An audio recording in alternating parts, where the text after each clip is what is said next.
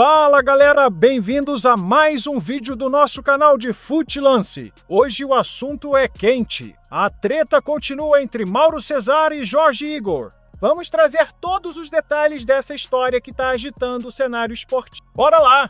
No programa Chala Podcast, Mauro Cesar deu aquela resposta direta ao Jorge Igor, deixando claro seu posicionamento em relação às polêmicas recentes. Para quem não acompanhou, o Mauro já tinha respondido, mas dessa vez ele mandou a real ao vivo, sem papas na língua. Mauro desmentiu as fake news envolvendo seu posto torcer pela Argentina na Copa do Mundo, onde ele fala que não torci por seleção nenhuma e fala que o seu é o Flamengo. E também torço pelo Racing da Argentina, onde ele disse que tem uma conexão pessoal com o clube, mas seleção nenhuma. Agora, por exemplo, se soltaram uma fake news, por exemplo, que eu me emocionei com a Argentina. Eu desafio qualquer um a achar o vídeo do Mauro Cesar chorando com a Argentina. Com a Argentina campeã do mundo? Primeiro que eu não torço para seleção nenhuma. Eu torço pelo Flamengo e torço pelo Racing Clube de Avejaneira. Né? Eu torço um time aqui e assim, eu torço pelo Racing não é de onda. Eu me envolvi com o clube, passei a torcer, conheci pessoas, tenho amigos lá e passei a torcer pelo clube. Eu torço bastante. Sábado eu estava feliz da vida com 2-0 em cima do Boca. Né? Assisti pela televisão, feliz da vida. Hoje mesmo já tinha amigo meu perguntando se eu vou para a Argentina, que vai ter semana que vem o jogo com o Botafogo. Não vou, não tem como ir para aí agora e tal. Mas eu não torço a seleção nenhuma. E quando eu estava na final da Copa do Mundo, eu comentei o jogo na Rádio Jovem Pan e nos meus espaços. Depois, o que eu fiz foi relatar para as pessoas a emoção que eu presenciei, que foi muito bacana. O Messi campeão do mundo foi muito bacana. O que os argentinos fizeram lá foi um negócio bizarro. Eram 40, 50 mil pessoas. Os caras viajaram daqui para o Catar, todo mundo quebrado, o país num buraco financeiro. O dinheiro deles não valendo nada. Os caras venderam o carro, rifaram a família inteira. Foi tudo para lá. Argentina, um negócio impressionante. De título, de então, anos. assim, o nosso papel é relatar a emoção. Isso eu fiz, claro, porque é o nosso trabalho. Né? A minha emoção, se eu tiver sentido, ela não importa. Mas foi por conta da questão das pessoas que se emocionaram com a apresentação do Neymar, né? Exatamente. Surgiu esse assunto e, na verdade, eu fiz um comentário por conta de um vídeo que eu assisti. Até um amigo que mandou, um amigo jornalista, que foi num canal, e um cara de um outro canal, Elemento, achou que era para ele. Não é para ele.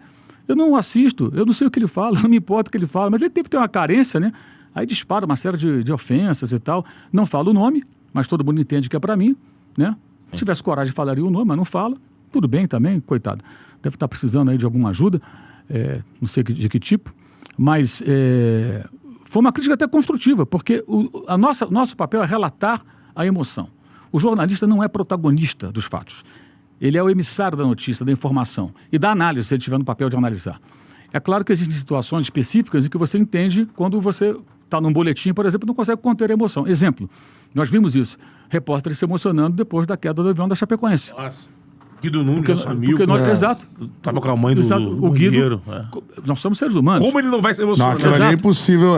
Dona Laíde. Aí você compreende. Ou a morte dos 10 meninos no CT do Flamengo. Isso é absurdo, que até hoje ninguém foi punido, né? Até hoje. Ou, sei lá, você está numa zona de guerra e está relatando coisas horríveis que você presenciou.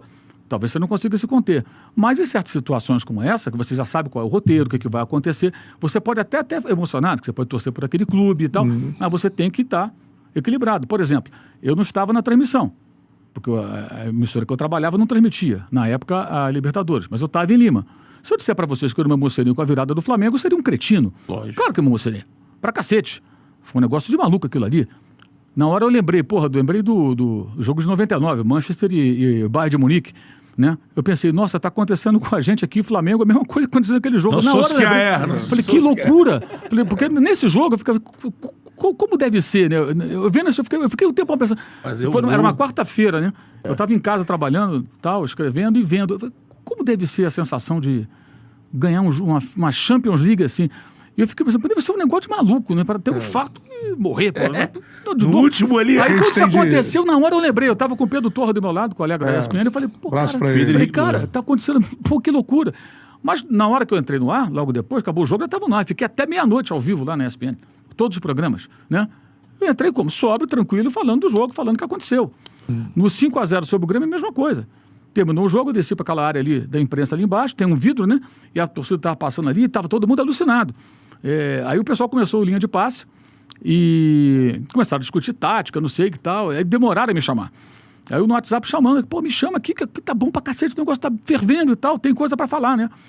Aí quando passaram para mim, eu falei assim, gente, esquece tudo que vocês estão falando aí, eu discordo de tudo que está falando. Importante é que é o seguinte, o que está acontecendo aqui hoje é uma catástrofe. Aí eu comecei a relatar, que eu não podia mostrar a imagem. Eles não podem mostrar a imagem do Maracanã, só podia aparecer eu e uma parede atrás de mim, né, que são as limitações por causa dos direitos. Eu falei, olha, aqui tem um vidro à minha frente, as pessoas estão passando aqui e estão se ajoelhando, caindo no chão, o nego se abraça, cai todo mundo junto. Era o Flamengo na final. Na final, depois de 38 anos. O que está acontecendo aqui é uma loucura, as pessoas estão alucinadas, porque não é uma classificação comum. O Flamengo acaba de fazer 5-0 no campeão da Libertadores retrasado. Que vem de 3 semifinais. De 3 seguidas. semifinais. Assim, o que está acontecendo aqui é uma maluquice, assim. Eu tenho que relatar o fato. Lógico. Agora, eu não posso chorar, não posso manifestar. Imagina na política, né? Eleição para presidente da República. O candidato A ganha do candidato B. Aí o repórter entra no ar, vencemos o fascismo, não sei o quê, chorando. Não pode. Mesmo que ele tenha essa preferência política, ele não pode. Foi sobre isso que eu falei. Né? Foi sobre isso que eu falei. E no meio desse pacote de asneiras que foram ditas tentando... Mas aí você falou que a questão do Messi é fake news, né? Claro! Mas assim, Argentina. faz parte de quem é desse viés político trabalhar com fake news. É óbvio, é só procurar, porra. Como é que eu vou me emocionar com o Messi, chorar por causa de Messi? Só que faltava. Agora, eu relatei, claro, é o meu papel, falar o que está acontecendo. Né? E a outra cascata que eu achei muito engraçada que o Elemento mandou foi sobre Neymar, como se o Neymar fosse para o meu time, eu estaria falando outra coisa.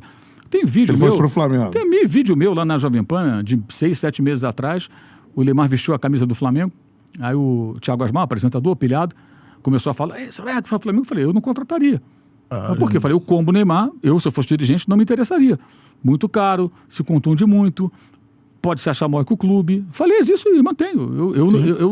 Minha maneira de pensar. Não discuto o talento dele, mas esse combo a mim não interessaria. Minha opinião. Isso foi dado há 6, 7 meses. E continua valendo. Agora, se o Santos quer e tudo, o problema é do Santos. Né? Ninguém aqui vai torcer contra o Neymar por conta disso. Se ele tiver que jogar bem, tudo te vai elogiar, vai falar. Domingo eu comentei o jogo dele, inclusive no UOL. O jogo do Santos contra o Novo Horizontino. E assim vai. Mas a gente lida com isso, né? Mas isso também é uma maneira de você atrair esses haters. É uma estratégia sórdida que alguns elementos usam para tentar o quê? Pegar esse chorume humano que é o pessoal que só sabe agredir. Esse pessoal detesta o Mauro, então eu vou atrás dele para que sejam meus seguidores. E aí atrai outros bobos que ficam reverberando. Sabe o que é isso? É gente sem formação profissional, que eu tenho. Gente que não tem referência profissional, tem muito pouca, e que não aprendeu o que é a nossa profissão. O jornalista não é personagem, não é protagonista. O jornalista, ele traz a informação, ele traz o relato. Nós somos os emissores da informação ou até da opinião. Só. Não somos protagonistas de nada. O protagonista é o jogador de futebol no futebol, o artista no cinema, o cantor na música. É o político. É o político numa cena política, pro bem e pro mal, né? Para errar e para acertar, para ser elogiado ou criticado. Jorge sempre é ativo nas redes sociais. Ainda não deu uma resposta direta, mas é bem provável que alguma indireta ou posicionamento venha por aí. Afinal, ele não costuma fugir de polêmica. Tudo começou com um vídeo onde Mauro Cesar fazia comentários sobre brasileiros que torcem pela Argentina. O Jorge Igor acreditou que o recado era para ele, mas o Mauro negou, dizendo que a mensagem era direcionada a outra pessoa. Aí começou o famoso disse-me disse. Um acusa o outro de polêmica e a troca de farpas continua. De um lado, Mauro Cesar é conhecido por seu estilo crítico e direto, um dos nomes mais respeitados do jornalismo esportivo no Brasil. Do outro, Jorge Igor, um narrador carismático que já narrou grandes momentos do futebol mundial. Ambos têm seu público fiel, o que só aumenta o fogo nessa treta. E agora a pergunta que não quer calar. Quem tá certo nessa história? Mauro ou Jorge? Será que foi só um mal entendido ou tem mais coisa por trás? Deixe sua opinião nos comentários. Conta pra gente de que lado você tá nessa polêmica. E não esqueça de se inscrever no canal, ativar o sininho e deixar aquele like para ajudar a gente a trazer mais conteúdos como esse. Até o próximo vídeo, galera!